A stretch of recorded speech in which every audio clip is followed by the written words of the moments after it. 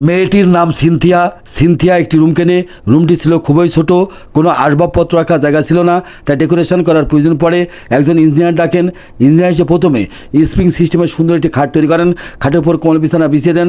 খাটের উপর থেকে যাতে মেঝে না পড়ে যায় সে ব্যবস্থা করে দেন। খাটের পাশে বক্স তৈরি করেন। বক্সের ভিতর জুসের গ্লাস, চশমা রাখেন এবং মোবাইল চার্জ দেওয়ারও ব্যবস্থা করে দেন। খাটে ওঠার জন্য সিঁড়ি তৈরি করেন। সিঁড়িতে ডয়ার তৈরি করেন। প্রত্যেকটি ডয়ারে প্রয়োজনীয় জিনিসপত্র রাখেন এবং তার ভিতরে ঢুকায় দেন। তারপর ইঞ্জিনিয়ার সুন্দর একটি বুকসেল তৈরি করেন। বুকসেলের ভিতরে প্রয়োজনীয় বইপত্র রাখেন। একটি টেবিল তৈরি করেন। টেবিলের উপর ল্যাপটপ রাখেন যাতে সিনথিয়া ল্যাপটপে কাজ করতে পারে। তারপরে সিনথিয়া নাচানাচি শুরু করে দিল।